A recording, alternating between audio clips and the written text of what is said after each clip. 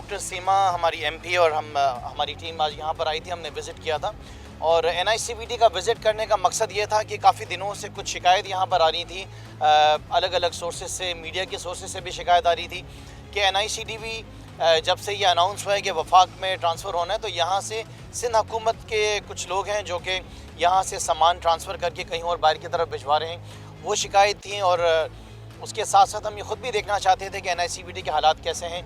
तो देखें, कुछ चीज़ें ऐसी होती हैं कि जिसमें मेरे ख्याल से हमेशा इंसान को अप्रिशिएट करना चाहिए कि हॉस्पिटल में एक सबसे अच्छी बात यह है कि पेशेंट्स को देखा जा रहा है।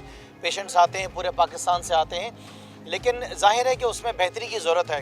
बेहतरी थोड़ी नहीं, बहुत ज़्यादा बेहतरी की ज़रूरत है, जिसके लिए हम यहाँ पर आए हैं। और हमारी ख्वाहिश है कि वफाक को जैसे ये ट्रांसफ़र हो जाते हैं तो हम इनसे बेहतर काम करके दिखाएँ। आज जैसे कि यहाँ पर हमने जिस चीज़ की कमी देखी, वो कमी ये थी कि यहाँ पर पेशेंट्स बहुत ज़्यादा हैं और यहाँ पे बेड्स की जो अवेलेबिलिटी है वो बहुत ज़्यादा कम है। इसके साथ साथ तकरीबन 1.5-2 महीने पहले यहाँ पे ICU के अंदर आग लगी थी, जो कि बच्चों को उसमें देखा जाता था, वो अभी तक स्टार्ट नहीं हुआ है।